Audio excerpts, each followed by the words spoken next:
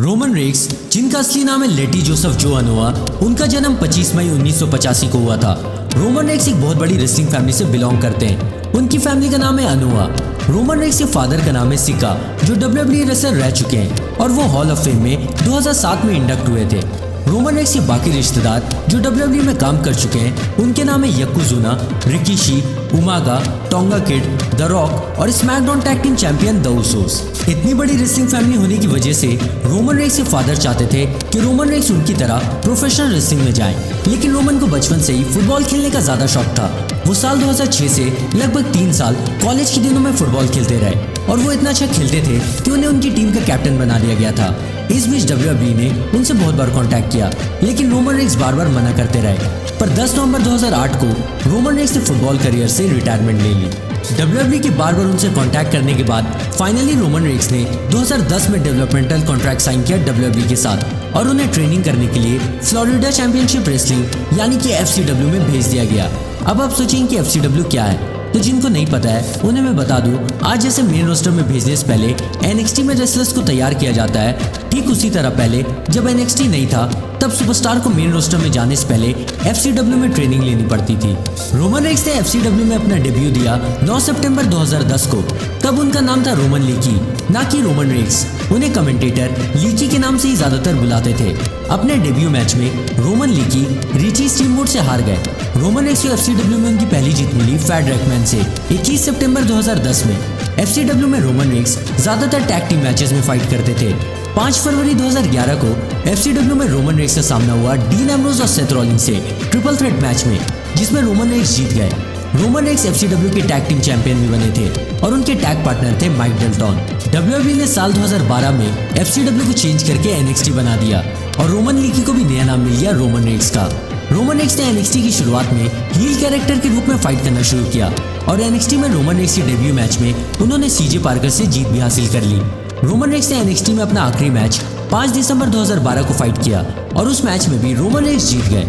Roman racks WWE में पहली बार नजर आए 18 नवंबर 2012 को सर्वाइवर सीरीज पेपर-व्यू में सेथ रॉलिंस और डीन एम्ब्रोज के साथ।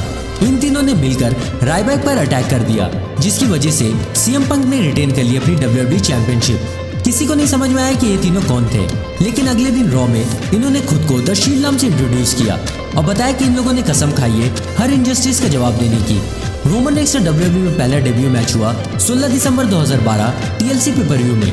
रोमन रेक्स ने इस पेपर-व्यू में 6 man tag team table sliders and chairs match में कम्पीट किया और अपने डेब्यू मैच में शील्ड ने हरा दिया केन, डैनियल ब्रायन और रायबैक को। 19 मई 2013 को रोमन रेक्स ने WWE में अपनी पहली चैंपियनशिप जीती।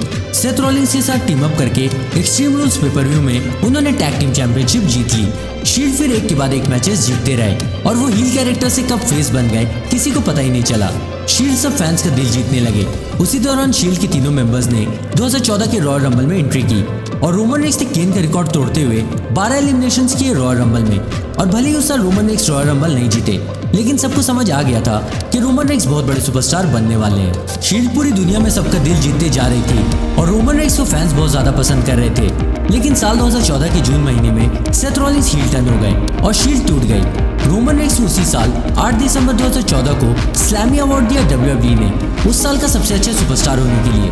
25 जनवरी 2015 को रोमन रेक्स ने रॉयल रंबल में एंट्री की 19 नंबर पर और वो रॉयल रंबल जीत गया उस साल। लेकिन रेसलमेनिया 31 में सेथ रॉलिंस ने कैश इन कर लिया अपना money in the bank contract और रोमन रेक्स WWE चैंपियन नहीं बन पाए। रोमन रेक्स ने पहली बार वर्ल्ड चैंपियनशिप जीती 22 नवंबर 2015 को सर्वाइवर सीरीज पेपर-व्यू में और रेसलमेनिया 32 में रोमन रेक्स ने फिर से मेन इवेंट में फाइट किया ट्रिपल एच के साथ और ट्रिपल एच से वो जीत कर अब वो 3 बार वर्ल्ड चैंपियन बन गए। रोमन रेक्स पहली बार यूनाइटेड स्टेट्स चैंपियन बने 25 सितंबर 2016 को क्लैश ऑफ चैंपियंस पेपर-व्यू में रूसेफ को हराकर और 20 नवंबर 2017 को मंडे नाइट रॉ में रोमन रेक्स ने इंटरकॉन्टिनेंटल चैंपियनशिप जीत ली द मिज से और इस तरह Roman Reigns grand slam champion भी बन गए। रोमन रेक्स की करियर की सबसे बड़ी जीत थी रेसलमेनिया 33 में, जहां उन्होंने डी अंडरटेकर को हराया और उसके बाद उन्हें दूसरी बड़ी जीत मिली पिछले साल समरस्लैम में, जहां उन्होंने ब्रॉक लेसनर को हराकर पहली बार यूनिवर्सल चैंपियनशिप जीती। फोर्ब्स मैगजीन के अनुसार रोमन रेक्स की सैलरी है $5,24,000। यानी कि इंडियन रुपीस में उनकी हर साल की इनकम है 3,71,93,520 रुपए। रोमन रेक्स की वाइफ का नाम है गलीना बेकर, जिनसे उन्होंने साल 2014 में शादी की है और रोमन रेक्स के 3 बच्चे भी हैं। रोमन रेक्स की बेटी को आपने रेसलमेनिया 32 में देखा होगा। इसके अलावा 2016 में रोमन रेक्स की 2 और जुड़वा बेटी भी हुए। रोमन रेक्स की फेवरेट सुपरस्टार है ब्रेट द हिटमैन हार्ट।